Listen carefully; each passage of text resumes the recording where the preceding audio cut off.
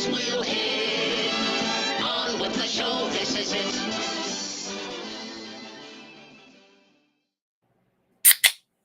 We're here. We're live.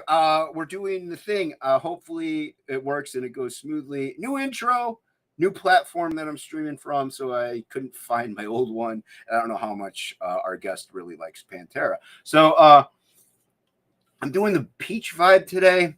There's a 4-pack I got at Dollar General. It's not my favorite, but it's not bad. We have a great show. We're going to get going because our guest is on a time limit. He's like, I need to be out of here in 8 minutes. I'm like, that's weird. But anyway, before we bring on our esteemed guest, we have an esteemed co-host who can't highlight chat. We got Angela Curry. What's going on, Angela? How much are you doing today, Jason? I'm okay. A little tired. Everyone knows I hurt my one shoulder, got that fixed. Now I tore my other rotator cuff a few months ago.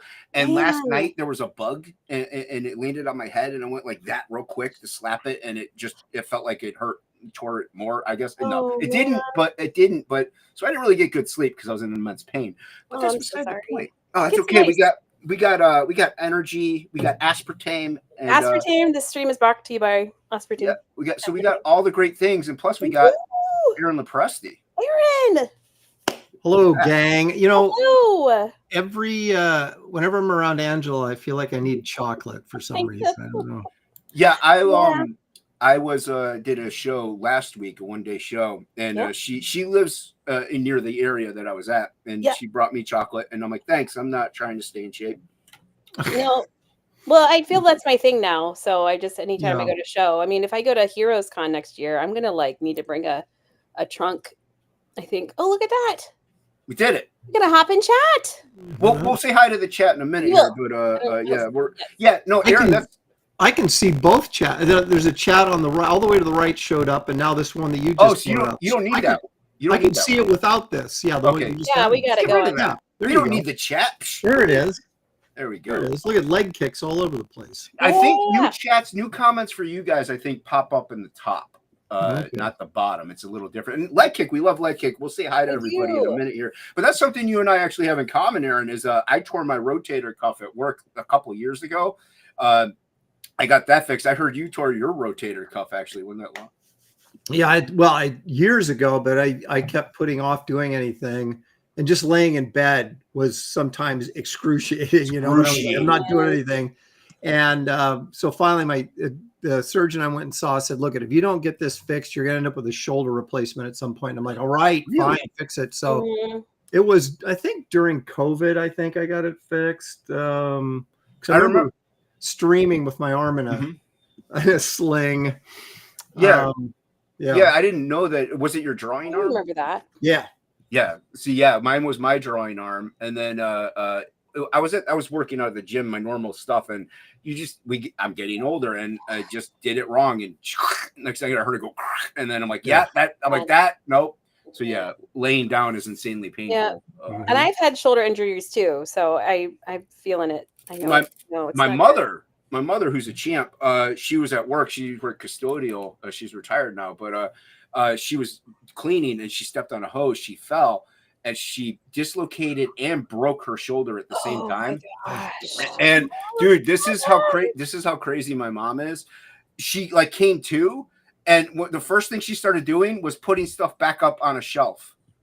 She started cleaning. Wow. I'm like, you're psychotic. Mom for you.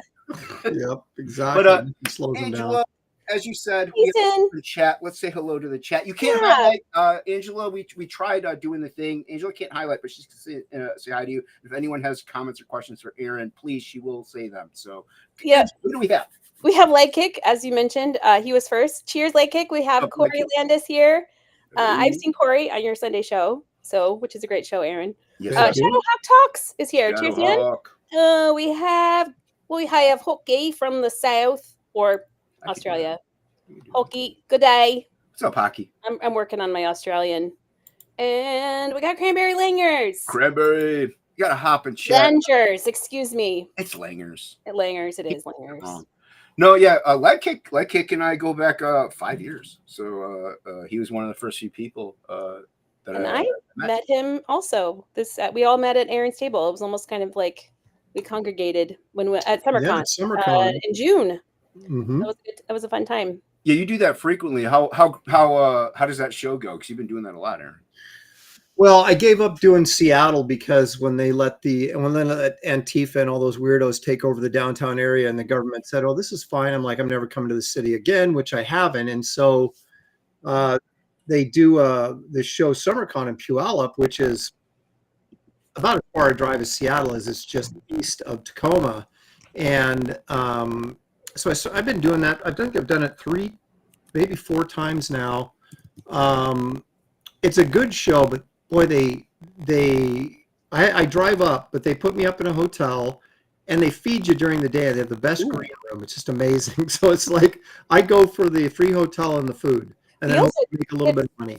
Free transportation, because they basically golf cart you everywhere too. Yes, it's really nice. They just like come and pick you up in the golf cart and drive you around. It was it's a strange show because they'll invite you to come, or you can say, "Hey, I want to come," and they'll go, "Yeah, sure, we'd love to have you." Then you don't hear anything for like months, and you're like, "Am I still a guest?" And they don't put you up sometimes on the, and there's no communication. But then you get there and they take care of you great, and then so you kind of have to take the.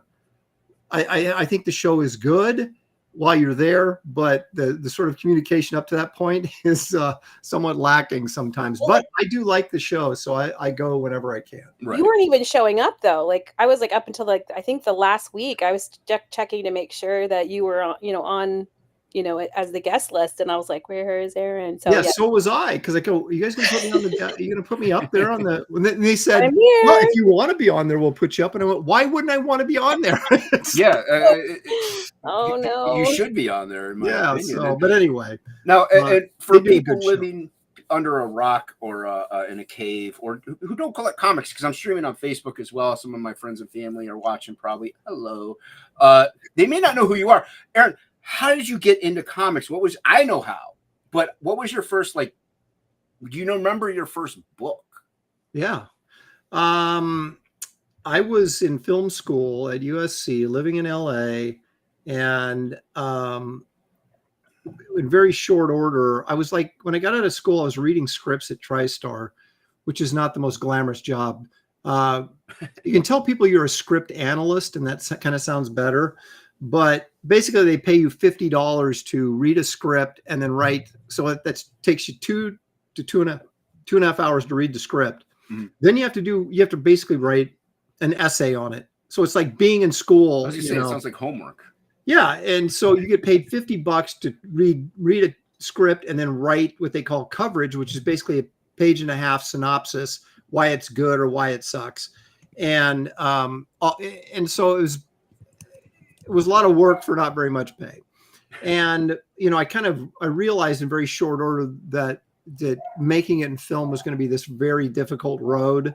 And I was like, I don't know if my love for Hollywood, living in it and being in it for the 3 years I was in film school, changed my perspective. It sort of unglamorized it. And I was like, I don't know that, I want to make the personal sacrifices, perhaps some moral sacrifices that I would have to do to get any place. And that's even, if you got someplace, which is, a crapshoot. Mm-hmm. So I thought I'll go into the more surefire career of comics. And it's a guarantee. It's a guarantee. Yeah. So I was at a comic shop there, and I was living in Culver City at the time, which is just east of LA. Proper, and just west, near Santa Monica. And we had a comic shop there, a really nice comic shop. And I remember I went in there and I was looking at some of the independent comics that were being published at the time. And there was this really crappy stuff that had Dave Stevens covers on it. Oh. This was Blackthorn Publishing, and they were doing, just a lot of some of it was reprint stuff from the 50s, but then there was some new stuff, but it was really crappy. And I thought, well, these guys will hire me. So I sent them some stuff, and they were in LA. They were publishing in LA, and they did hire me. So the very first thing I did was 1988. I did Solomon Kane 3D from Blackthorn Publishing. Wow. It's a real gem, as you can imagine. But and then I did like an issue or two of Rambo for them. And I think I got paid for half of one of the Rambo issues. And then they went bankrupt, owing me money for of course Rambo. And so I left LA and moved back home, which is always humiliating. You know, at 25, you move back home and with your parents, and you're like, okay, yeah, this is not where I want to be. I guess it's more accepted now, but back then it was embarrassing. And so it took me about a year of just doing weird, odd jobs. And I picked up a job at a commercial art studio in Portland, which they don't have anymore, but they used to. And so I did commercial work there. And while I was working on commercial projects and stuff here in Portland, I would be sending out samples to Marvel and DC, which got you nowhere because most of the time they wouldn't open the samples. They just piled up in people's offices. I soon realized I had to start saving money and make trips back to New York. And so I did that every 6 months and would then try to get in at Marvel or DC to show my portfolio. And that combined with, I started going to San Diego when I lived in California, the Comic-Con. And then when I moved back to Oregon, I kept going every year. And so I would go down there and show my portfolio when I went down there. And that's where I picked up my first Marvel job. Was Terry Cavanaugh was an editor at Marvel Comics back in the day. And he was doing a book called Marvel Comics Presents, which most people remember from being the Barry Smith Weapon X. Weapon X thing, right? But it was an anthology book that came out every 2 weeks, and they had 3 stories in every issue. So they needed just warm bodies to do these scripts. And so he looked at my portfolio and said, yeah, he goes, I might be able to get you something in Marvel Comics Presents. Now, when an editor tells you I might be able to get you something, you're like, I just got hired. Yeah, you're all pumped up. Right. And so I started calling and no answer, or they would, put me off and got nothing. So that was what facilitated my first trip to New York. And so then I flew back and, I got in good with the receptionist at Marvel, and she would let me in even though I didn't have an appointment. Oh, you used your charms too. I charmed her. You charmed her. I charmed her, Angela. I had hair. I was young, and so I charmed this lady, and she'd let me in. And this went on for every time I'd go back, every 6 months or whatever. She knew me, and she would just buzz me in. But there's all these other people sitting there, in the lobby waiting. And I would walk in, and I would wander around, and whoever's door was open, I would go and annoy. Nice. And that's how I came up to Terry Cavanaugh, and he probably was wondering how the heck I even got in.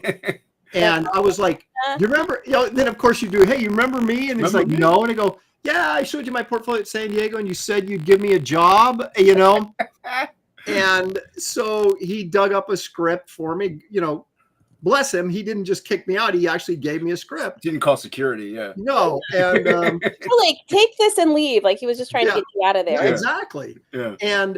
And so I did the job for him, and then nothing came of it, so it was another trip back to New York, and the same routine kept going and going. And what finally happened was I hooked up with Renee Witterstatter, who was an assistant editor to another editor that had the humor book What the, which was just a parody book of Marvel characters. And I was able to get some work from her, and then I steadily got work on that book from her, and that eventually allowed me to sort of work my way up into getting some superhero stuff. But there was I got a lot of resistance at first, trying to make that leap from doing this, Forbish Man stories in a humor book to drawing Wolverine. And I wasn't getting anywhere. And Renee introduced me to Michael Golden, who was then the art director at DC. But he took a look at my portfolio and just told me all my problems and how to fix them. Right. And it was the first time someone had told me a proper critique. Right. And but it clicked, I understood what he was saying. And so I got one. I was there. I would always go is I'd go to New York like on Wednesday, and then I'd stay over the weekend and like go leave the next Wednesday. And that way, if I got a job or something came up, I would have the weekend to kind of do something there in town before I'd have to, Right. And so Renee started letting me stay at her place. And one weekend, her and Golden and I think Zach, somebody else, they were off doing something. And so I had the apartment to myself. And after I got this critique from Golden, and he kind of explained to me why I sucked and what I could do to be better, I did a 3-page sample of the Hulk Wolverine thing.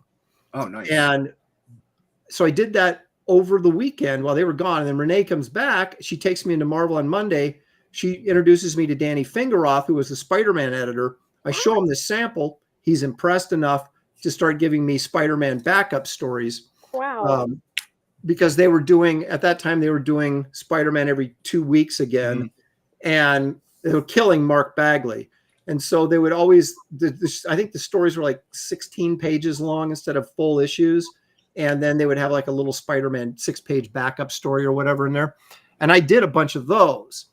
And they sucked bad. And Danny Fingeroth kept firing me. And then I would do new samples and show him. And he'd go, okay, yeah, this is more like it. Then he'd hire me again. Then I'd do a suck job. And he'd fire me again. And then I'd do more samples. It was the funniest thing because I felt so much pressure at Marvel that I was just choking. I was just like, I couldn't, I was just getting in my own way.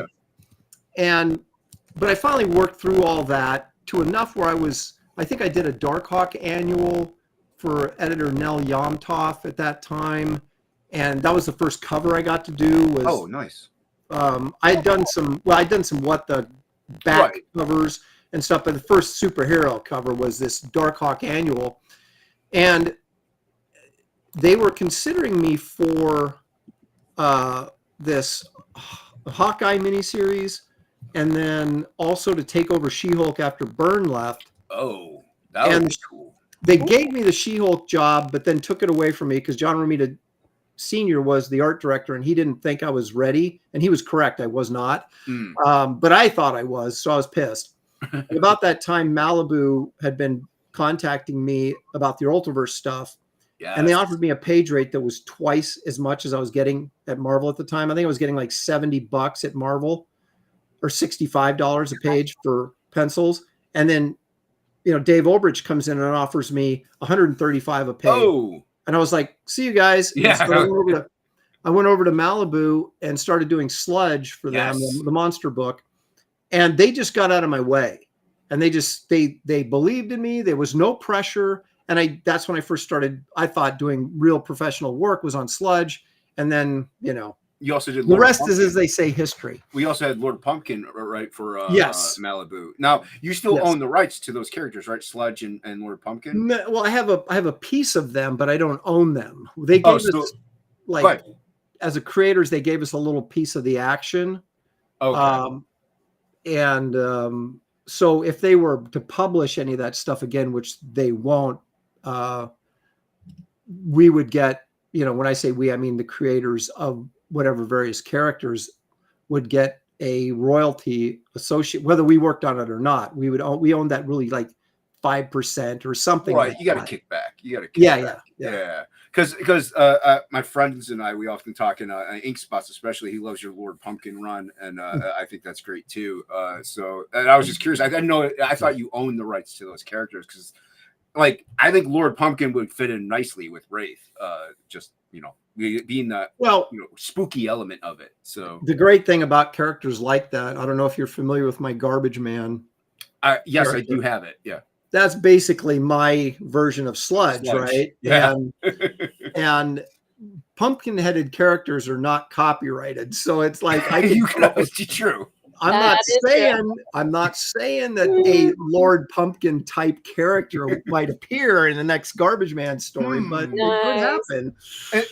And also speaking of which, Garbage Man also reminded me of Swamp Thing, and you're a Wrightson fan, like I am, and Frazetta, like you show them on your channels all the time, Mhm. which I love that art feature, you know, the piece of the day and stuff like that. Oh, They're fantastic. thank you. What got you like that? Are those the main influences in your work? Like what sparked you to actually start drawing? Like what was your influences growing up? Well, I mean, I'm very, very young, started doing just cartoons like Flintstones and copying Yeah, stuff I did like that. Turtles. Yeah. But I discovered comic books, I think, when I was 10 or 11.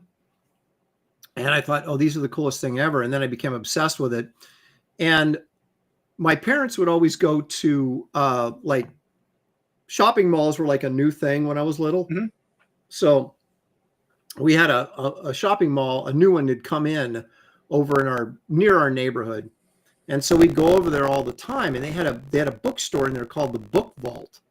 And it had like a wall that had paperbacks on it, right? So you'd see all the Doc Savage covers by James Bama, or the Frazetta covers on all the fantasy books, or a couple, Boris was just coming in at that point too. Yep.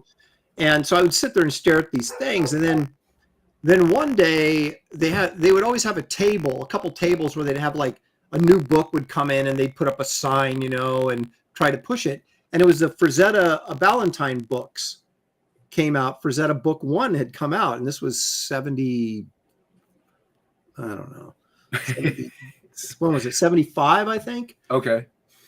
And so I'd seen this Frazetta stuff, and I'd seen the book covers, and now there was this book of Frazetta work, and I just was just overwhelmed by the greatness. And and about that same time, I started getting into comic books, and we would go to me and some neighborhood friends would go into downtown Portland, take the bus, because none of us could drive, and our parents they're not going to drive us down there. So we would take the bus, which I'd never let my kids do now. No way. We'd get on the bus and go all the way down across the river to Northeast Portland and to all these, old bookstores that had old comics. Very cool. And one of the dealers at one of these shops said, "Oh, you got to check out this Bernie Wrightson guy. He's going to be the next big thing." And so he had just tons of copies of Swamp Thing. And this was probably 2 years after Wrightson was off Swamp Thing. Right. And I had never heard of him before. And so I started looking at this stuff, and I just became just enamored with Wrightson at that point. And so I bought all these Swamp Thing issues as back issues, and then discovered that he was now doing Creepy and Eerie magazine, and those were on the newsstand at the time. And so I was grabbing those up. And then he went off and started doing posters and prints, and I was buying everything, it was just everything Wrightson I could get my hands on.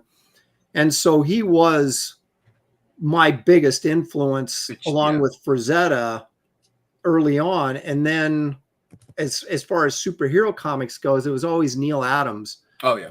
And then I had short spurts where I was like in love with Jim Starlin, so I would like copy everything Jim Starlin did. And I picked up Cole the Conqueror by I had friends reading Conan, but I liked Cole the Conqueror was my favorite, and that was Severin, right? And so then I was like a big John Severin honk forever. And then I would move to but Wrightson and Frazetta were always like that foundational thing, even though I would go off on tangents with other guys. Yeah, everybody gets influenced and sparked up as they grow. Right. Other things. Yeah. But you can see Neil Adams in my layouts and in my superhero stuff. And clearly, whenever I do monsters, you can just see the Wrightson all over. You can see the Wrightson all over it, man. It's awesome. I love it. Right. But when I do superheroes, you don't see the Wrightson at all. It just comes out when I do, horror. Leg Kick has a question here. Oh, Angela. Yeah.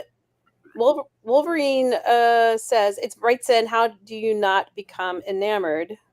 I have Leg Kick's question pulled up. Oh, you're talking about Leg Kick. I thought you said Wolverine. No, there's two different names, but that's fine. Anyway, well, they're actually, now that I've mentioned both of them, they both have been kind of debating in the chat, determining if there's some feedback, I guess, on your end, Aaron. I don't hear anything. Move forward. I don't hear it either, so I don't know if they just have really high technical earphones. You sound fine. Messing with me. Yeah, I think they're messing with him. It's Wolverine and Leg Kick. I was going to say, Come on. they're practically the same person. So for me to just confuse them, it actually. No, but like I'm very fidgety, so I'm always doing this. So I'll try and stay back here. No, you're I like the fidget. Your audio is fine, Aaron. Don't Yeah. listen to the chat. Doesn't know what the guys. about. No, Okay. Angela, ask Leg Kick. Yes, Leg Kick has a question. Do you get any royalties from the Ultra Force cartoon series, Aaron? It's on streaming channels.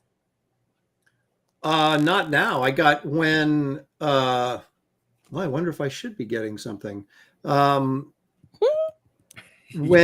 the first episode, I guess it was only one season. When that came out, that cartoon, they had a 2-parter that had Sludge and Lord Pumpkin in it, and I got a check for $3,500 back in '93. I guess then, it was. that's a nice Very chunk of nice. money. Yeah, it was a nice check, and it's a nice. that's the only money I ever saw from the cartoon.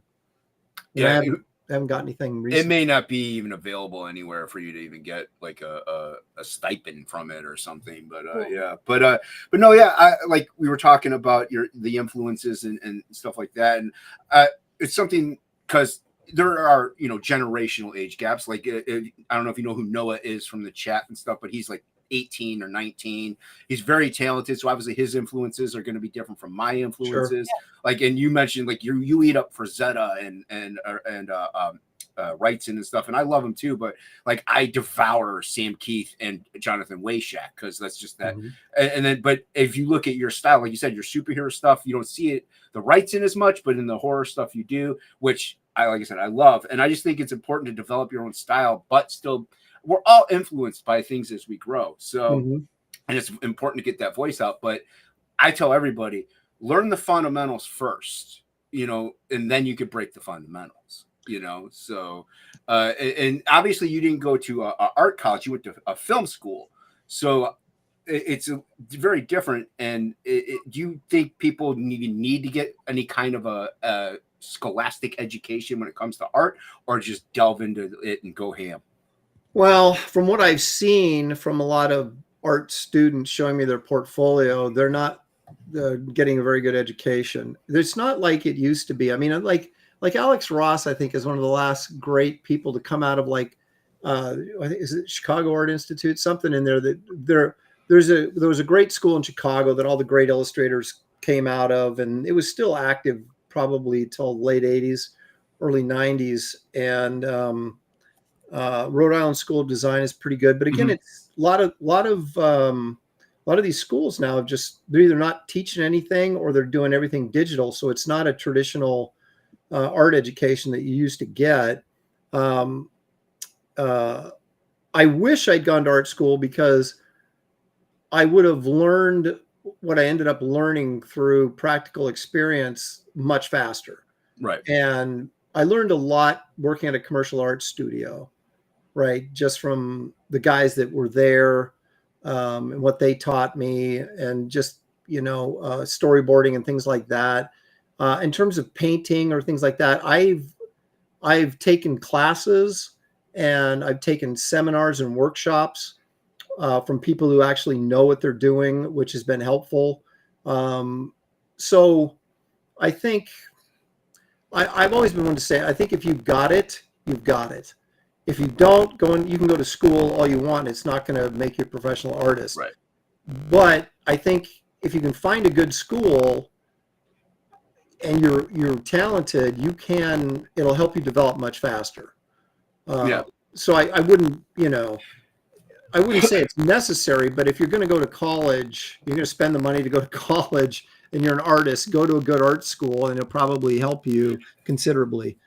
That actually arises another question, because you had mentioned when you look at people's portfolios. So when you're looking at a portfolio, do you look for like anatomy, structure, perspective, or do you even like worry about a style? Are you more focused on, look, you need to have a proper anatomy and stuff. Don't worry about getting, what do you focus on when you're looking at somebody's portfolio as far as giving critiques? Well, there's a very correct academic answer, and then there's the one that is actually the truth, but has nothing to do with academics. Shoot the truth. We don't want academics here.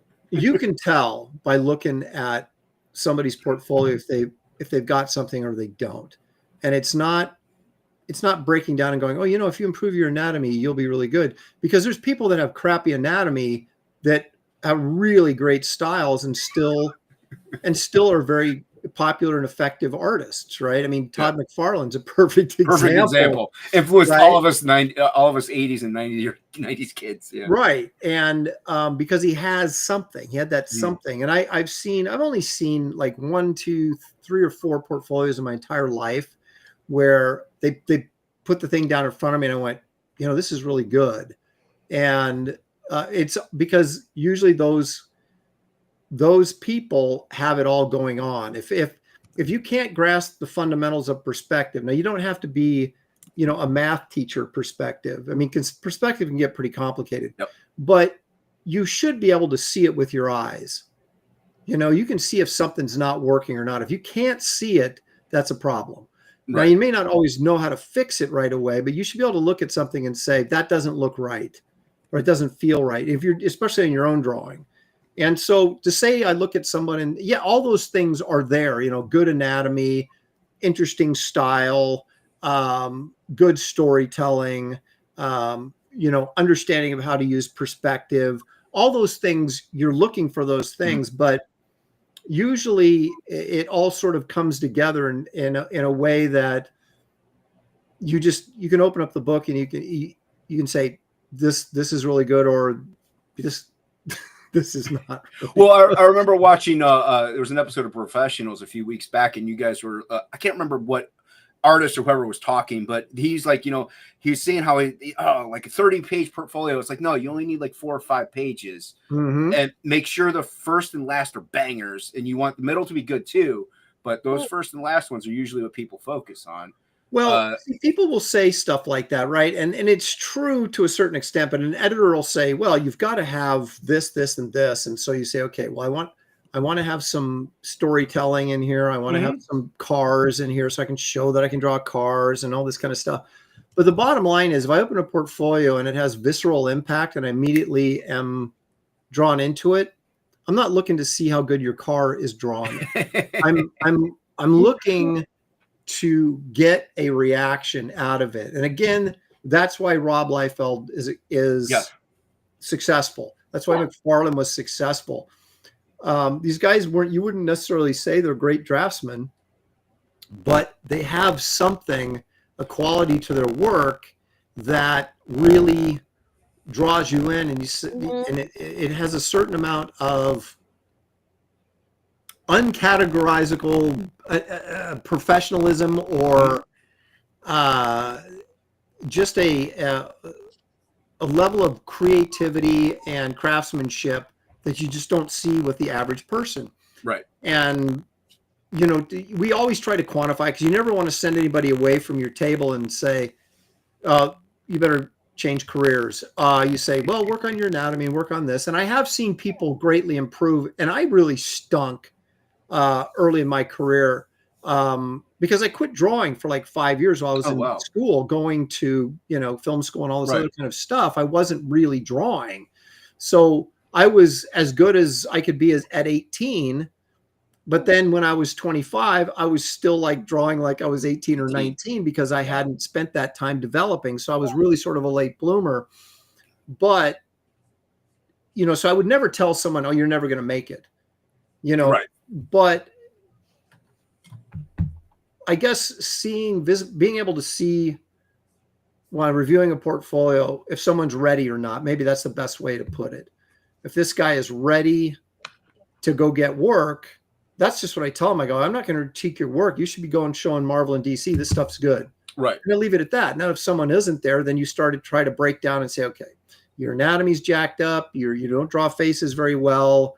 You don't have, what I see a lot from portfolios is a real sort of, obviously there's drawing difficulties generally across the board, but there's also like this sort of unsure line work, right? It's really sketchy, and I don't mean that in a good way. Right. I mean, they're trying to do line feathering, but they don't really know what they want to do or what they want it to look like. And so it's just messy. Right. And I see a lot of that. And style is as important as all the other stuff, and it's a combination of both those things. If you can kind of figure out a style that's really attractive and appealing, but also you draw really well, then you're probably onto something. Yeah, and you had mentioned earlier about the digital stuff. Where do you stand on? Because me being visually impaired, like it's been a godsend as far as like using it as a tool. You know, my vision's been getting worse, so now I can actually go in and do the things I used to do whenever I was, before all the garbage. So, I mean, where do you stand on like on the digital aspect of things? We're not going to get into AI, screw that. But like as far as like a digital, like using Photoshop and all that stuff in 3D modeling, like, or do you prefer like, hey, people just do traditional, stick with it, and don't worry about the digital stuff? Well, I mean, there's what I think at 61 years old and what someone who's 21-year-old thinks. Well, I mean, you're here, so I don't care what a 20-year-old thinks. They don't know nothing anyway. I have not embraced digital technology. I mean, I know how to use Photoshop to color in Photoshop, right? And that's, but I still would prefer to paint something. And just because that's how I grew up, right? But I understand the efficiency of working digitally. I mean, if you look at film illustrators, people that do storyboards, people that do production work in film, they've all gone digital now because it's so easy to correct stuff. And I am a dinosaur, but my biggest thing is, and everybody needs to consider this, and usually don't, is that if you draw digitally, you don't have any originals, right? And we always grew up in the day and age where selling originals might be as much as 25% of your income in any given year, right? That's what we go to conventions for. That's true. Yeah, we sign a few books, but I'm there to sell pages so that I actually can make a living, because you don't make that much unless you get on a book that pays really big royalties, right? And there was guys that got rich, but most of us didn't, and so you're like, I want those originals to sell because they have value. And so if I go digital, maybe I'm more efficient. I can get more work done faster, but then I don't have anything to show for it at the end of the day. And I don't have anything to sell. And there's guys that they do, they'll do a print of their page, right? Because it's digital. One-off print. Yeah. A one-off print and say, this is the original, but that's BS. That's not the original. Yeah. And then that can be reproduced regardless of, there's only going to be one. Yeah, sure there is. And so you're paying somebody, $600 for the print of a page that someone else might reproduce and have the exact same thing. Yeah. My first book, the first book itself was digital, just because I was doing it that way. The second book I did half digital, the other half was my method of traditional digital mix. But I was initially selling like a one-off print, like you were saying, and I wasn't selling it for like $200. I would go lower because I'm like, well, it's just a print of the thing, and I would tell people, I'm like, look, this is a one-off print, and then I'm like, they weren't selling, so I just took them out of the portfolio thing. I'm like, yeah, it just doesn't make any sense. I'm like, it doesn't. Like the covers I sold for, a decent price, but you got to have trust in somebody at that point. And if you don't know the person, like I think my cousin bought the cover, like so she's going to trust me. Like some stranger walking down Artist Alley, they're not going to trust that I'm not going to print that again. So, and that's why I tell everybody with the method that I use now with what I do is like I draw the outline digitally, I'll print it, and then I'll ink it, traditionally. So you'll have like either pen and ink or micron, and you can't, like, unless I scan that and then print it, you can't reduplicate it. There's no way. So it is an original piece, even though there is a digital, like it's 20-80, 20% digital, 80% traditional. And yet having traditional artwork as a low level, especially like a creator, is key. It's important because you're going to sell some books, but if somebody buys that one piece for $200, that makes your con. You're just like, oh, that was great. Yeah, that's exactly right. And I mean, I got friends that are my age or older that have gone digital because it's just, Graham Nolan does a lot of his stuff. Graham, I thought Graham went digital. Yeah, but he doesn't sell his originals anyway, so he doesn't feel like he's losing anything because.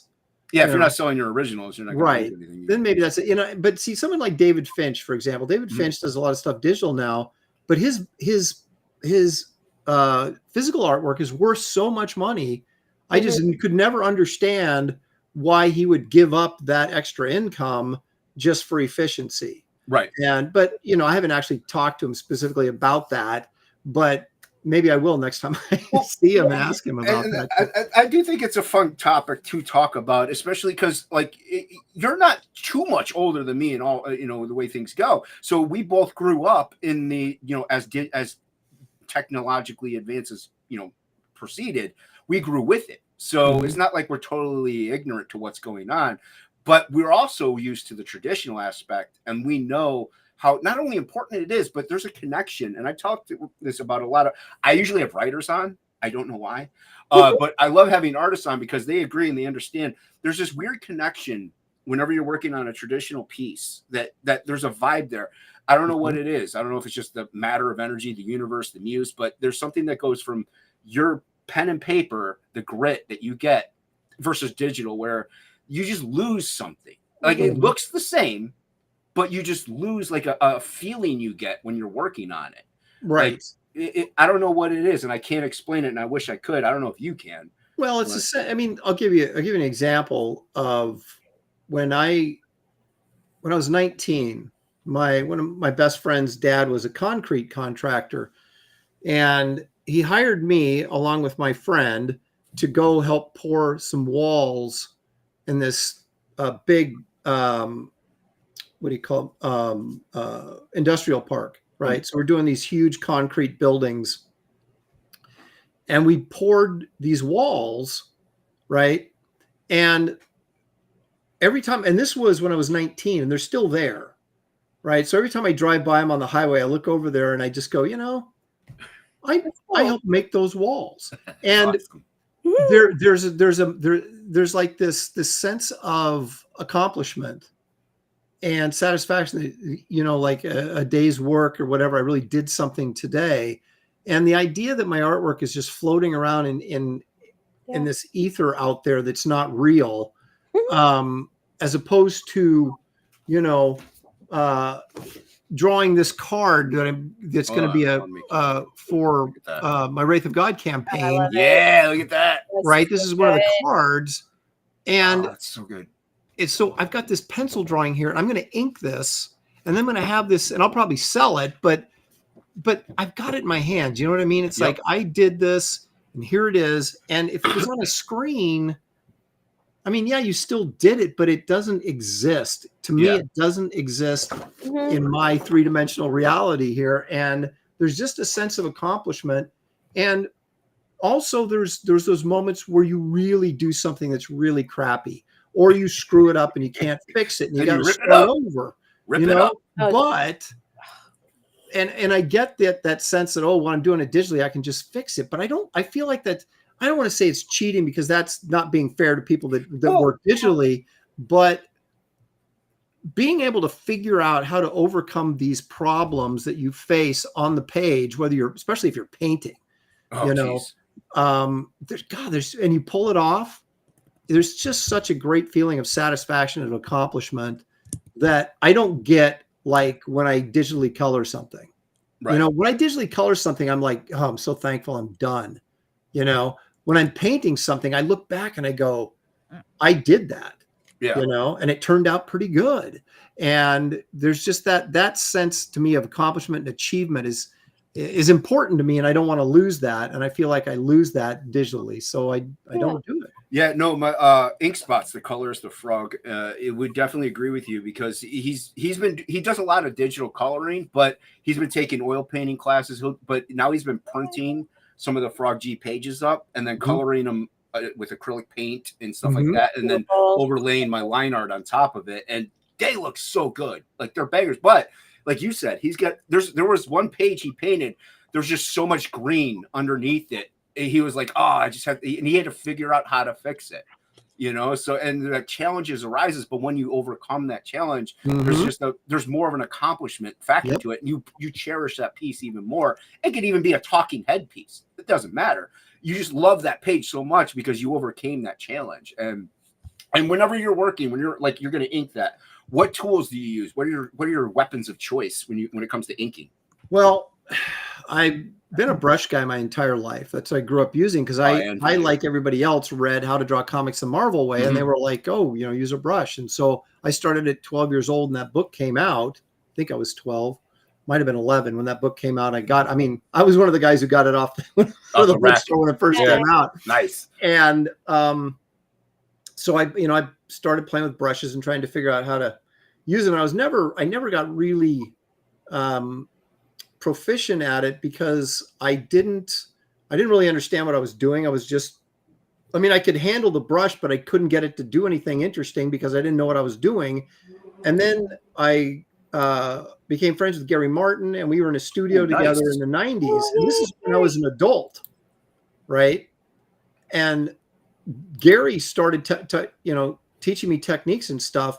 And because I was so familiar with the brush, I picked it up almost immediately because I just didn't know what to do. Right. But I knew how to handle the brush. And so then he showed me what to do. And so then I just did it. And so I've been a much better anchor ever since. But I always felt like I always struggled to have my style relevant because I always kind of joked that maybe I'm not joking, but I was born like 10 years too early because everybody discovered in the early 80s, discovered Michael Golden. And everybody was riffing on Michael Golden, right? Yep. I mean, from David Williams to Arthur Adams to Todd McFarlane, and everybody in between. Yeah. And that sort of evolved into this new style, and then people start riffing on, and even, then people started riffing on Art Adams, right? So it was like Jim Lee was taking from Arthur Adams and other people were taking from Arthur Adams. And so, and it created this entire style, this lineage of style that I completely missed out on because I was 10 years earlier looking at Wrightson and Neil Adams and all those guys who by the 80s makes you stand out, though. But it makes you stand out because your influences are vastly different. So. It does now, but at that period of time, everybody was looking for that look, and I wasn't doing it. Yeah. So I was the guy that was, this old-fashioned style. So I was always fighting against that stylistically. And so I've more recently, especially on Wraith of God, I've been using pens like crazy and brush pens and microns and different things to get a rougher, and every once in a while I'll go in and for some reason I'll pick up the brush and I'll do a panel or a figure or a face in brush just because I want to. But guys that I really like are like Danny Mickey, and the guy's a pen inker, and he brings so much. If you do pen inking right, you can maintain that energy that's there in the pencil drawing. Mm-hmm. And Danny Mickey's one of those guys that does that so well. He's one of the best, yeah. Yeah, and guys that ink with a brush, it tends to be a more slicker, refined style. And so it just kind of depends on what you want it to look like. I think someone described me once, and I thought they nailed it. Just a couple of years ago, they said, you're like a throwback with current sensibilities. And I was like, that's a great description of my work, and it just depends if you like that or not, right? Right. But I was looking at guys' stuff, and although I could look at my refined brush inking, whether it was me inking myself or maybe Gary inked me for a long stretch, or Matt Ryan, who's an incredible inker. Matt Ryan's good too. Inking me for years over at CrossGen and Marvel and DC, but he's a brush inker, and it was a very slick, clean, refined style. And then I'd get Danny Mickey to ink me every once in a while, and it'd be this chunky, lines, broken lines all over the place. Yeah. This kind of crazy energy. Yeah.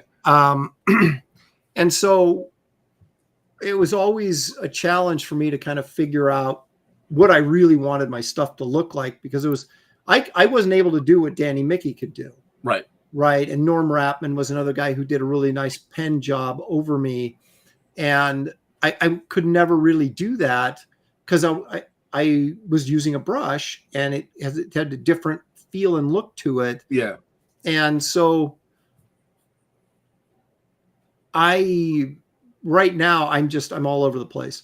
I once asked Kevin Nolan and Mike Plug both the same question. I got the same answer. I said, "What did you ink that with?" And they both, no, not kidding, both said whatever was within reach. It sounds like Bisley. Yeah. And then I started realizing, well, does it really matter what I'm using? You know, because I used to be Right. kind of pretentious and like, Yep. oh, you know, brush inking is where it's at because it's so much harder to use a brush, which it is. It is. But it's like, it's all about what does it look like when it's done? It doesn't matter how you get there. Yeah. Right. And so now I'm kind of one of those guys that if I'm reaching for my brush pen and I can't find it and there's a micron there, I'll grab that instead. You know, if I kind of feel like, oh, I'm going to do this with my Raphael brush, I'll do this for a little bit until I get tired of that. Then I'll pick up a pen. And so it's just it's whatever, like those guys, whatever's within reach is what I use. And then it becomes trying to make it look like you want it to look at the end of the day. Well, I also feel because like I like pen and ink myself, and that's what I prefer. But I mean, if you're drawing a page, you don't want to focus on a page for 2 weeks, you know, and working full time, doing all this other stuff. We only have so much time. You spend the time with family. Right. There's only so much time to spend on a page. So with a micron, it's so much faster than dip pen, wait for it to dry, you know, go on and so forth. Same thing with a brush. You kind of got to wait for everything, dip it in, go slower. It looks dope. It's insanely cool, especially if you have like a pen and ink page. You got all the stab wounds in it, is what I like to call it, you know, and there's texture to it. Like I'll even tell people, like, you can feel it on the page. It's so cool. And then the micron ones, you can't feel anything. I'm like, loses something, but it looks cool and you can still get the same results, but it's faster. It's just, you know, with a micron, I can't do brush. I envy everyone who can. I started to. My eyes got worse and worse, and I just can't. The depth perception isn't there. So I whenever I go to hit it, it just blop. I'm like, yeah, I can't do it. Like I'll see Shack do it, and he's just like real quickly cross hatching with a brush. I'm like, I envy you guys so much. Luke Alietta, Death Metal Hero, he's another guy who's really good with a brush. But yeah, and you've been recently doing the what I love. Okay, here's what I love, and we're gonna get to the campaign here in a second. That's fine.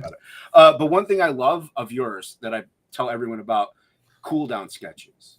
You do cool down sketches, right? At the end of the day or something, if you're done with a page, like you do like a head sketch or ink drawing at the end of the night. Yeah, I would say I erroneously call it well, I guess it is because it's not when you say what's a warm up and what's a cool, for me it's kind of like when I'm doing a page, it's very hyper focused and you're trying to do storytelling, you're trying to make it look good as you can and all this kind of stuff. And it's really hard for me to like go to bed right after I stop drawing because I'm just wound up. Yep. So, you know, sitting there and just drawing George Jetson smoking a cigarette or whatever is kind of a way to kind of relax my mind. So I guess you'd call it a cool down. Yeah. Yeah. I love them though. But some of them are just so insanely good because I mean, I call a sketch something like if it took me an hour, I'm like, yeah, it's a sketch, hour and a half sketch. Like, you know what I mean? To me, that's a sketch, like half hour. Anything like if you have like 4 hours, that's not a sketch. Right. So I don't know what your definition of a sketch would be for you, but I consider like what those are like the George Jetson smoking a cigarette or like the Wolverine head sketch that you did, which I love that you colored it with, I think, colored pencil, marker and colored pencil. Yeah. It was so good, dude. I'm like, there's just this energy to it and just this visceralness to it. And I love them. They're some of my favorite pieces and they're just, it's just a sketch. I wanted to compliment you on those because well, thank you. I don't know that you say sketch in the sense of whether it's finished or not, because I don't know that there's a huge difference between say what I'm doing on Wraith of God and what I'm doing in these sketches in terms of finishing, you know, the line work. It's more of how much mental capacity you're putting into it, maybe is a better way of putting it.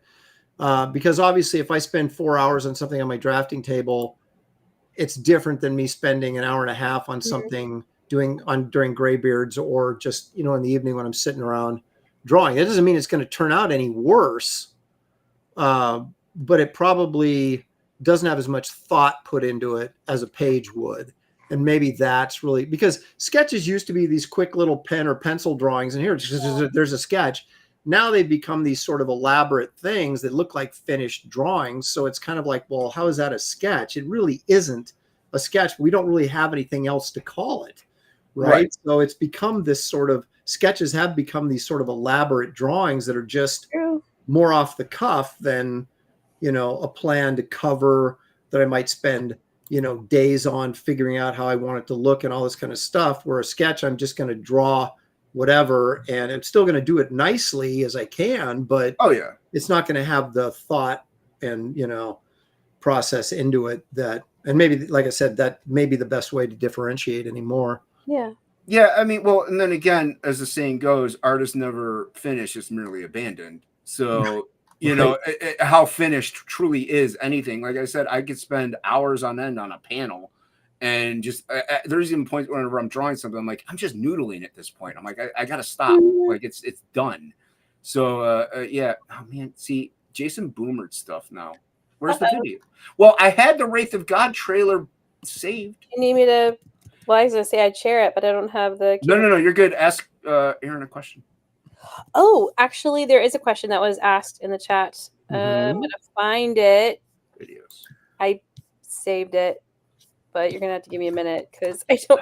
There was somebody asked something about perspective in there. It was like kick. Is there any aspect to perspective you haven't tried yet that you would like to explore?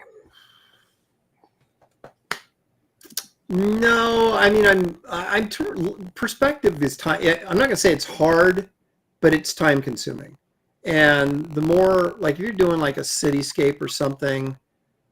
And I hate that stuff because I don't like structured drawing. I don't like anytime I have to get a ruler or measure stuff. It's like game over. I want to draw a jungle or just organic stuff. Yeah. But one of the hardest things is doing curved perspective, right? Where you don't have straight lines coming out of a vanishing point. You have curved lines like a bridge or something that is curved or whatever. And I've done stuff like that, but it's with, using French curves and then trying to make sure that French curve hits the same spot. The vanishing point occurs in the same spot of that curve every time you pick it up and move it, and trying to make it. Those are the challenging things for me. And, but in terms of perspective, I don't know that there's anything I haven't tried. It's pretty impossible to go through a career in comics without drawing something from just about every angle possible at some point. You avoid stuff that you don't like to do, or stuff that is, that maybe you're not good at, in particular angles and perspective. But yeah. No, well, I was going to say, I remember there's a piece Megan Hetrick did. She did a fisheye lens, fisheye perspective. I'm like, you're a lunatic. That's like everything is just curved. So right. And I think a lot of that though is once you develop an eye and your understanding of how this stuff works, you can fudge that. So you can fake that stuff pretty well. Kirby used to do, he didn't even used to do vanishing points. He would just freehand it. Yeah. He would just go and it would look dope. So, and on the other side of the spectrum, a guy like Paul Ryan, who's no longer with us, but was a really good friend of mine. He would do these blue line grids over the panel or the entire page. Oh, jeez. And then he could just go in freehand and fill in. And I was just like, but I'm not going to sit there and take the time to do that freaking grid. Oh, dude. Yeah. But he was before he got into comics, he was like a mechanical artist, and he did that kind of crap and apparently enjoyed it.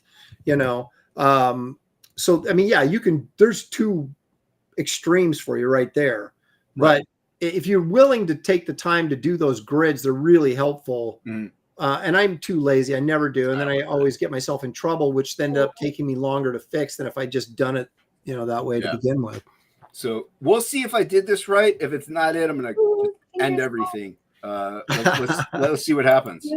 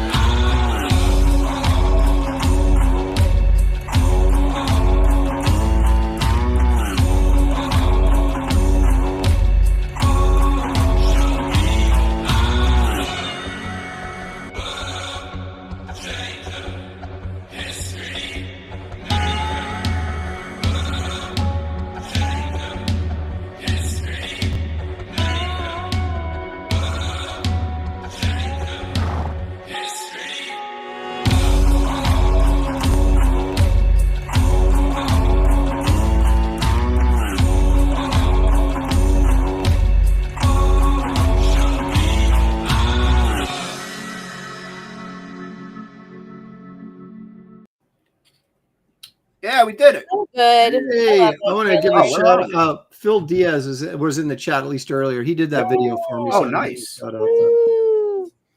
Hail There Phil. we are. I was gonna say, where did we go? There we are. No, yeah, good job, Whoa. Phil. Whoa. Wow, that's a dope trailer, man. I just added T-shirts Yeah, to the campaign really late last night. nice.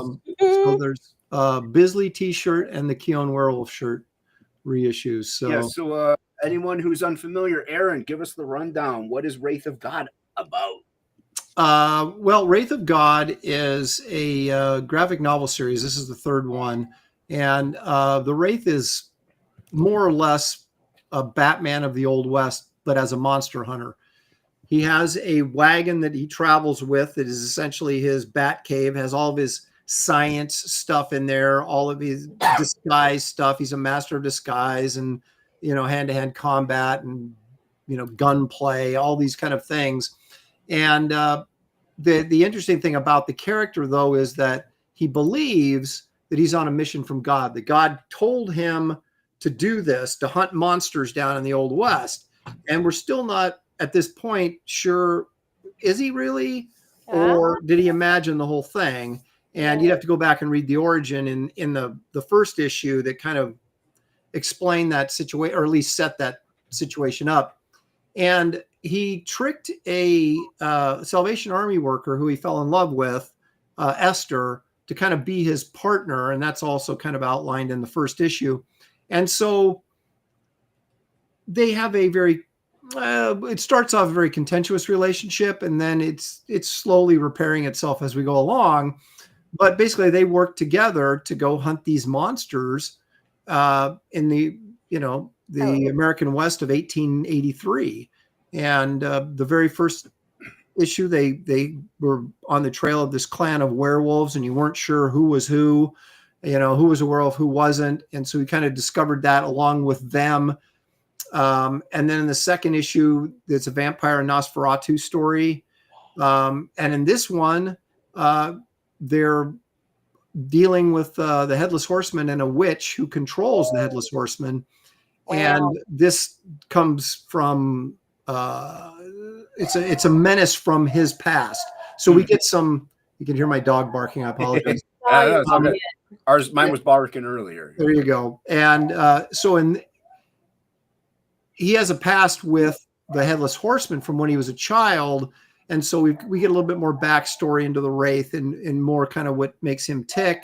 And along with the straight up adventure story that, he and Esther have to deal with the Headless Horseman and this witch. So, nice.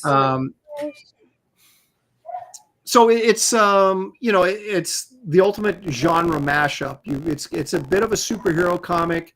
It's obviously a bit of a Western.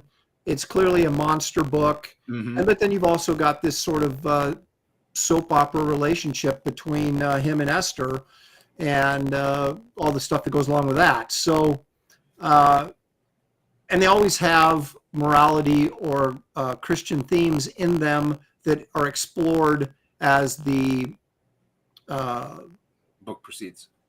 Yeah, the underpinning, the understory, if you will, not the backstory, but the God, what's the word I'm looking for? Yeah, but anyway, I know what you're talking about. And yeah. So they're not just vapid adventure stories. They're deal with morality themes in every issue to some degree, whether that's faith, courage, fear, overcoming fear, all these kind of interesting things. And so it's been a real pleasure to write it, and a real pain in the butt to draw it. That's what I was also gonna get at. Like, how long have you been developing this story then? Because there's a lot of layers to it. It's interesting because I think one of the first issue was, I think the first two have been really well received. The first issue was really well received. Yeah. And one of the reasons was because I conceptualized it in the mid 90s. Oh, wow. It was originally a Western Ghost Rider pitch to Marvel. Oh, wow. And they weren't interested. And so I just developed my own thing from that. Yeah. And I've been working on the story for 20 some years. Jeez. With the intent of eventually doing it someday. And so that first issue had the luxury of being like a screenplay that someone was, worked on for 20 years. So it better be good. Yeah, it had that polish. Yeah. Yeah. And it would be one of those things that I'd sit for 5 years and then something would pop into my head and I go, oh my gosh, if I did this, that would make this more layered and deep and all this kind of stuff. And so the other stuff like this script, was more done on a regular, would be comic book schedule for a script, right? And I do have the luxury of going back and rewriting as I'm going along, which I've been doing, because you write something down and you think, oh, this is pretty good. And then you get back and you start drawing it going, whoa, this is not as good as I thought it was. And what do we need to do here to fix this? And so there's been a lot of that going on. But it's a great process, obviously, doing your own stuff. And having editorial control over it, and no one telling you no, you can't do that, or so no, there is a liberty to doing that. That's why, like, my first projects, they were all me. The second one is just ink spots and me. Like, we really don't have too many people over our heads being like, you got to do this, you can't do that. Like, so there's a liberating feeling behind it, and it also lets you flex your creativity a lot more. And whenever you're working, because you said, write it down and then you go to draw it. Do you work like Marvel method where you just have a plot for the page, or do you write the whole dialogue? You write everything out and then you go do it? Well, I always hate it when someone says, "Oh, it's a little bit of both." Just give me an answer. Straight answer. No, but it is an answer. I mean, it is because I do write finished script, but there's pages. Like I just did a 2-page sequence because we're cutting back and forth, but without spoilers. Cutting back and forth between something that Esther's doing and the Wraith is doing, right? Mm-hmm. And so there's simultaneous action, but they're action sequences. So I would just write a page. I'd say Wraith fights the Headless Horseman, and that's what I wrote. Uh-huh. And then when I got to it, I was like, okay, what am I going to have them do here that's interesting or different or whatever? So it's not just you can't punch a guy with no head, obviously. So what are we going to do here? And so the dialogue stuff is all scripted. Okay. But sometimes the action stuff is I just kind of leave it there and go, you know what? I know it needs to be 2 pages long. I'll get to that. When I get to it, then I'll figure it out when I'm drawing it. And I've done that in a couple spots here in this script.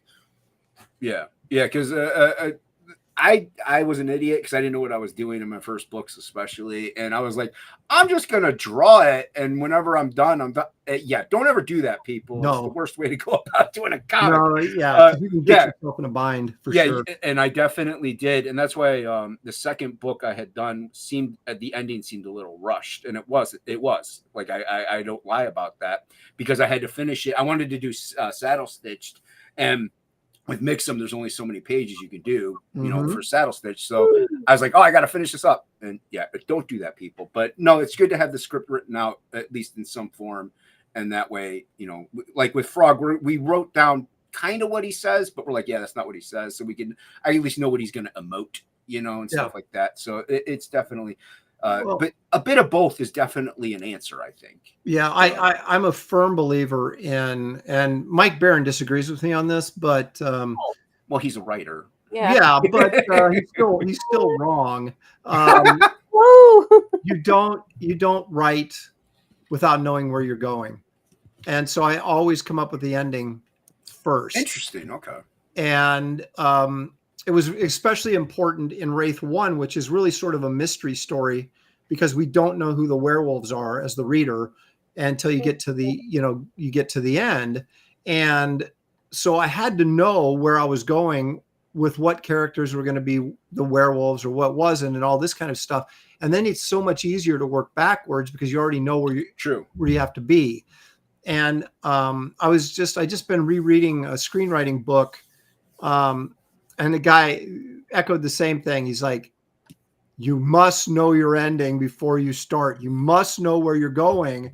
And it makes it so much easier because you can, and I've seen this a ton, and I don't know, maybe Mike would debate me on this. I don't know, but it's like, I've seen stories that just just kind of peter out, pardon the expression, but they just kind of end, right? And there's no punch to it. There's no, wow, someone just took me full circle and it really pays off. And I really feel like in dramatic writing or creative writing like this is, I'm not talking about novelization, which is a totally different thing that, I'm talking about entertainment writing, whether that's a movie, a television show, a comic book, whatever. You want there to be a payoff at the end of this story. You want a punchline at the end of this story.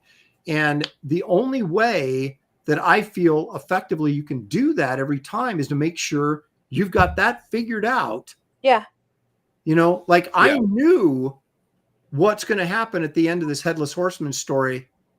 You always come up with like this, picture this scene opens with them, riding through the, whatever. You get these images of how it might start, right? But then you catch yourself and you go, okay, stop. Where am I going? What's my point of the story? What's the moral point? What am I trying to say? And then what's the action? How is it going to pay off? How is this going to pay off? And then once I've got that, man, then you start over and go, okay, now the picture opens with them riding through the woods and they see this blackberry bush and blah, blah, blah. And okay, well, then what significance, and this actually does happen in the story, what significance are those blackberries, right? And then you start figuring out ways that you can work this in. And is it a metaphor for this? And does it work? Because you all know how it's going to end, or I know how it's all going to come together at the end. So then I can just start putting all these little things in there that tie in to an ending that I've already figured out. And it makes it easier to come up with a satisfying story. Because I know, like, Lost, the show, supposedly they could not end it. They had to bring someone outside to end the show. They could not figure out how to bring the show. Because they had no idea where they were going. Right. They came up with this great concept and just, started. I hated that show because I spent 6 years of my life watching that show and had the worst ending I think I've ever seen. Well, I think people who watch Game of Thrones might argue with you. I didn't watch either of those. Wrong. I didn't watch either of those, but you know what? That's more power to those who did. But you're not. Yeah. I agree with you. It's important. I think you should know how it's going to end at least. You know what I mean? Like, well, you got to know on Lost. You got to know what the island is. I don't even think they knew what the island was. They didn't know what the island. Wouldn't it be great if we had this island that was really mysterious and all these weird things happened? Yeah, let's do it. And you're like, well, okay, but it's like there's a big pirate ship in the middle of the thing filled with dynamite, and they never explain that. What the heck is that? They didn't explain a lot of that show. That show was so. There were so many things they wanted to explore, but they none just left you like, well, what happened to them? Like there's that smoke monster thing or whatever. Yeah. What happened with that? No one knows. You're done. Luke brings up a good point. That way you can lull you're in meaningful foreshadowing, which is true. Like, I don't know. What I know, knowing where it's going, you can actually kind of like provide like little Easter eggs of like, like how it's going to end. And anyway, speaking of knowing where it's going, everyone knows where this is going. We're going to go over the tiers, everyone's favorite part. Tiers. I forgot. There's tiers, Angela. I know. Please stick around for the tiers, everybody. You want to know? Like I said, I like to talk about the book, the art, the making of the projects, like all the your influences. I do like to know the tiers, but it's not the most entertaining aspect of everything. But but it's a necessary evil in selling. It is a necessary evil to know what you're backing, at least, because we want people to back Wraith of God. Before we get into the tiers, real quick, Aaron, how many pages? How do you know how many books, and also how long is this campaign going to be going for? Okay, it's a 64-page book. Nice. And 64 story pages. I think it'll be 68 total when I add in the title page and that stuff.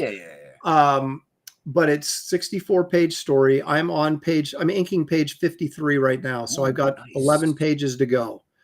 And so I'm thinking if everything goes according to my plan, it's going to have to, because I have to be done with it by the end of August. And so that's that. It's going to be open at least until the end of August, maybe the first week of September, depending on how quickly I'm able to get everything put together to go to the printers.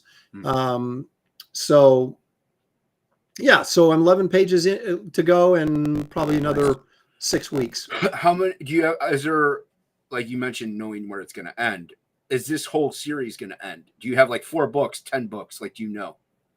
Well, the beautiful thing about this series is I know exactly how it ends, but I can move that around. Oh, nice. Okay. Okay, so it's like I could do it like the next book, I could wrap it up if I needed to. If I said, okay, sales are not where I want it to be, people are losing interest, whatever, I need to wrap it up now, I could do it.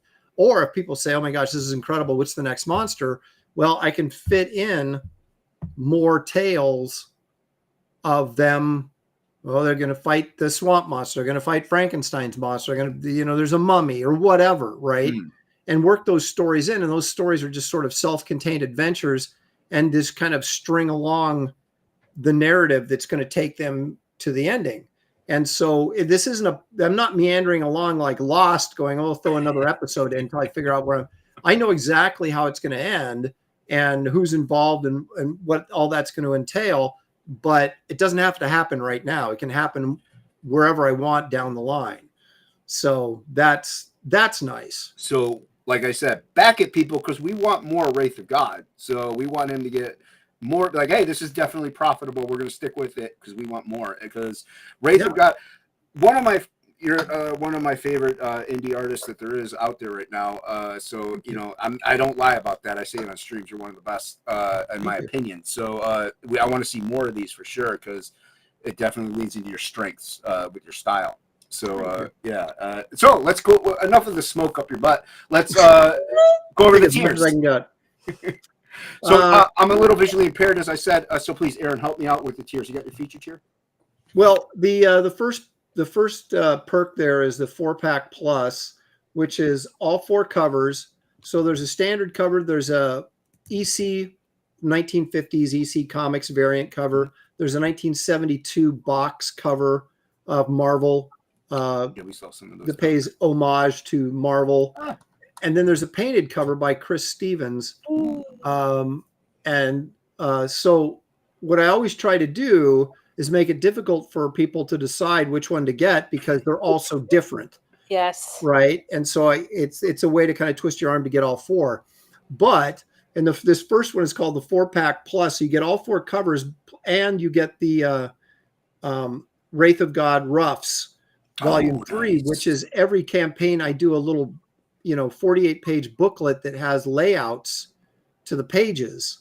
So if you're into the whole art process, you can kind of look at the layout and then compare it to the finished page and kind of get, oh, this is what he started with, but that's not where he ended up, or maybe that is exactly where he ended up.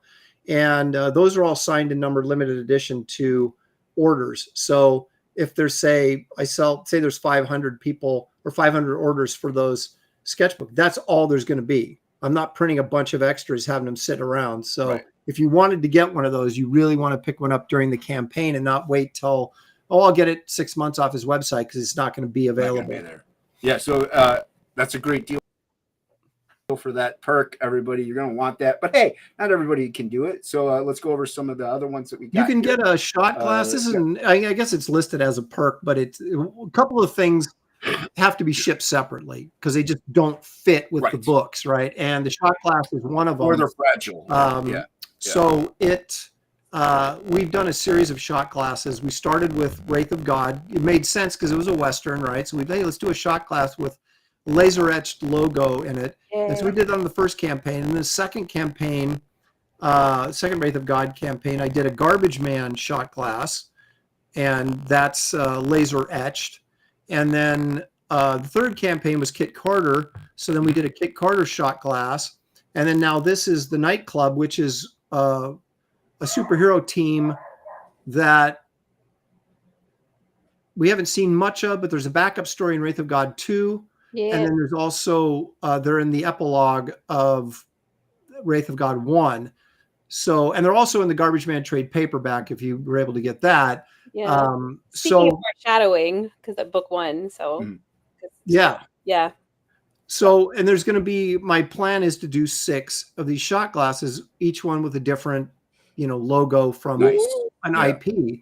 And then at the end of, when we get all 6, so we'll have a little holder, a custom holder that you can put all your shot glasses in. That's pretty cool. Yeah, I like that. Nice little tchotchkes and keepsakes. Exactly. It's fun. And so that's one of the things you can get. Then the Wraith of God Nouveau print.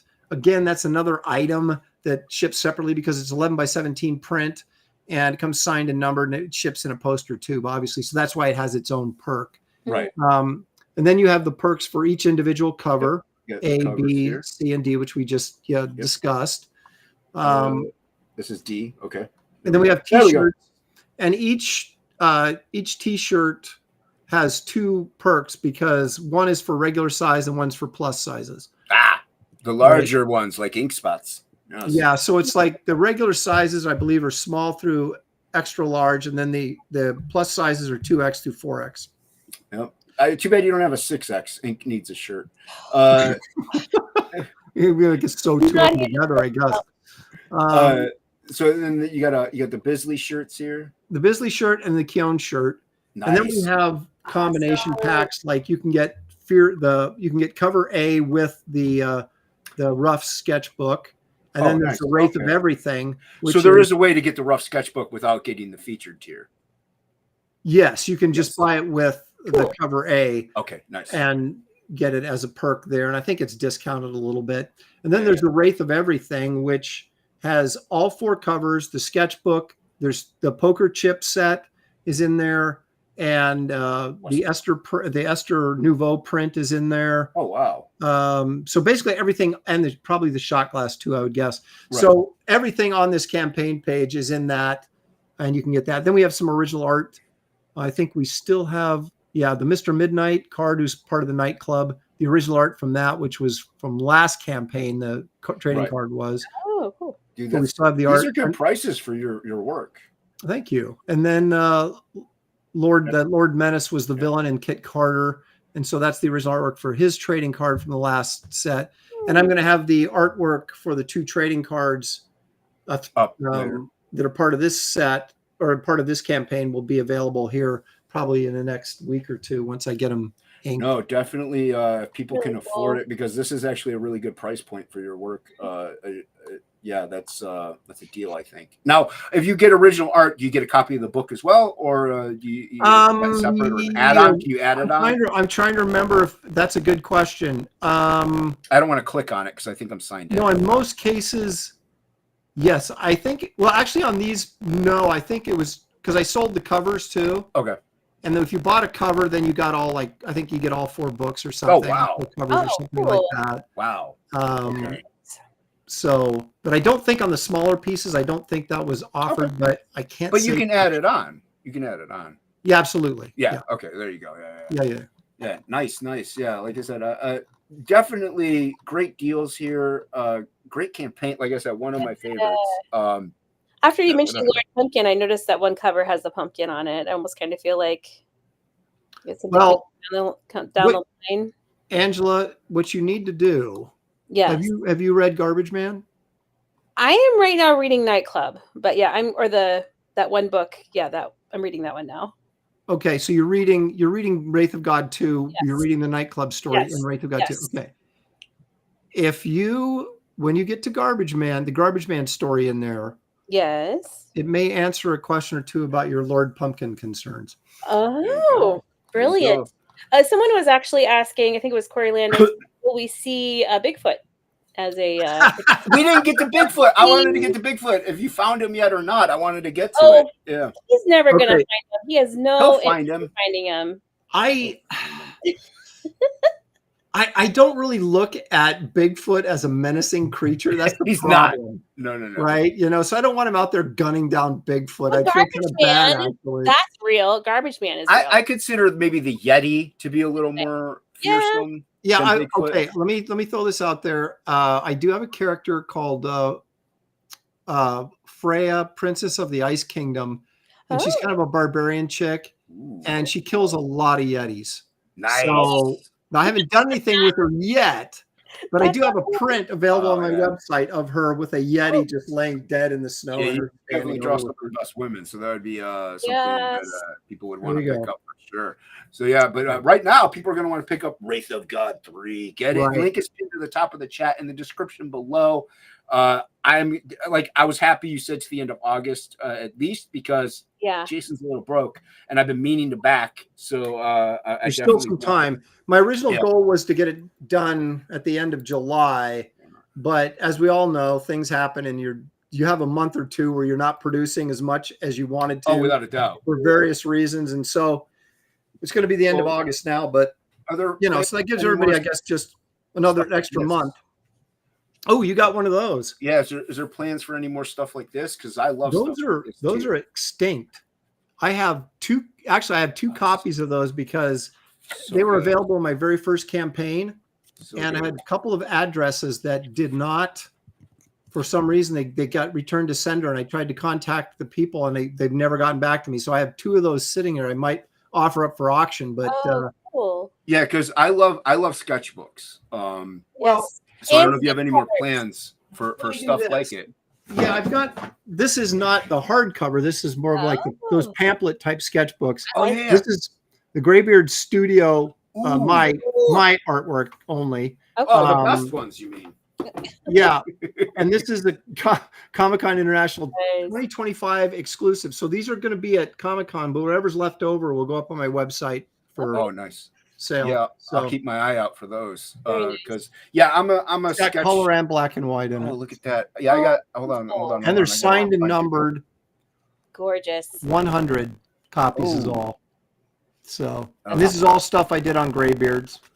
Oh my gosh. Yeah. How long is that going on? That's been going on for over. Is it 2 years? 2.5 years. Yeah. 2.5 years. Man. Nice. Insane. Yeah, it's a fun show. That's a fun show. I've been doing Aaron Live for like 5 years, which I can't even believe.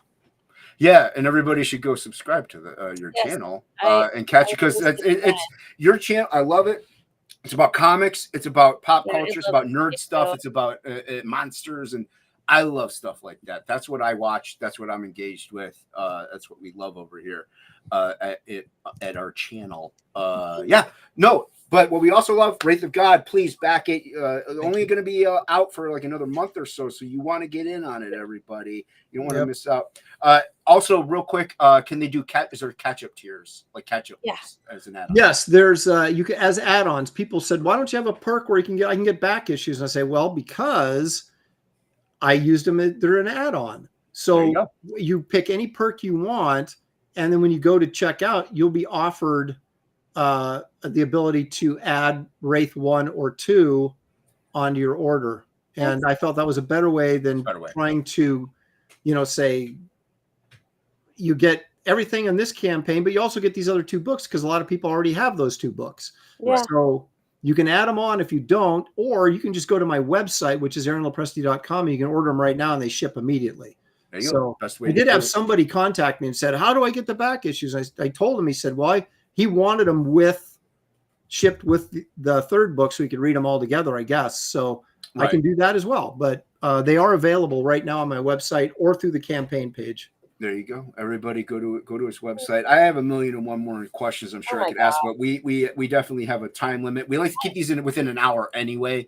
There is a question. Yeah, I was gonna say, Angela, are there any more questions in the chat, or do you have any more questions? Marcus asked a question, which I was like, this is so great. Why couldn't you use Sleepy Hollow itself? Why did you have to incorporate a witch controlling Sleepy Hollow, or I'm assuming that's what he means, but in the well, I mean, I could have done anything, I suppose, but well, let me put it to you this way. All right, without giving away too much spoilers, but my feeling was, there's got to be some way to stop the villain, right? And there has to be a silver bullet, right? And so the witch, what the setup is, he who controls the head of the headless horseman controls the headless horseman. Like my big fat Greek wedding, like the wife controls the neck. Anyway, there you go. Exactly. Yeah. So somebody has to be pulling the strings. If we just had a headless horseman running around, it's kind of like, well, how do you stop it? Right. How do you overcome this? There has to be a way to resolve the issue. And there has to be a reason also for the headless horseman to be there. In Sleepy Hollow, it's this legend and blah, blah, blah. But why is he really there? I mean, it's not really the point of the story, right? But in this, that is kind of why is this guy there? And there has to be a reason. And so that's where the witch comes in and the backstory to that. Yeah. There was an old movie, a black and white movie called The Thing That Wouldn't Die, or The Thing That Couldn't Die. And this like a Spaniard, like it was the weirdest movie. He had his head cut off, like, and the whole movie was his head was in this hat box, right? But he would control people. This head would, and the whole purpose was to get his body resurrected so he could put his head back on his body and he could become whole again, right?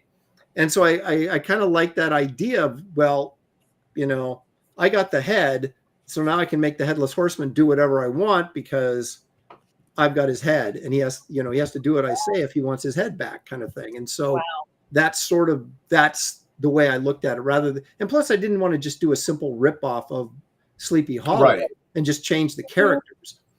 So, that's true. Short answer: back Wraith of God 3 and find out. That's the way to do it. That's the way to do it. So, Angela, a great question, by the way. Are there any more great questions in the chat? Do you have any more for Aaron? Are you going to San Diego? I am. Okay. Yeah, he said. Remember, those books are going to be at San Diego Comic Con. Yeah, you know me. You just don't pay attention to anything anybody says. I don't. I have to rewatch the stream. I'm leaving Tuesday, so I can get everything set up on Wednesday morning, and then there's Wednesday preview night. So yeah. I went to San Diego Comic Con one time in '92, and it was Jack Kirby's birthday. I was there. Oh, there you go. Hey, we were in the same building together at one point. Yep. Look at that. Thank you, Aaron, for coming. I have one last question for you. It's an easy one. If you could have any superpower, what would it be? When I was younger, probably would have been flight. So that's pretty cool. But now that I'm older, I'm torn because I want super strength, so I don't have to put up with crap from anybody. If you get in a bad situation, you're never really concerned about it, you know? But I hate traveling. So if I could be like Nightcrawler and go, boom, I'm in New York. Boom, I'm back home. I would really appreciate that right now. So maybe that's the superpower. Nice. I love it. And I like Nightcrawler. So that's a dope answer. Aaron, thank you once again for doing this. I know your schedule's tight, and thanks for having me, guys. You're welcome, man. I've been wanting to get you on for a while here. Angela, thank you for arranging this and for co-hosting on this crazy mix-up that we've been having here. Thanks to the chat. I really appreciate everybody. Please back Wraith of God 3. I'm going to hit this button, and we'll see if I do it right. Goodbye, chocolate mousse. I'll never forget you. Goodbye, Ducroix. Take care of yourself. Goodbye, Deja Vu. I'll always remember you. And I'll miss you most of all.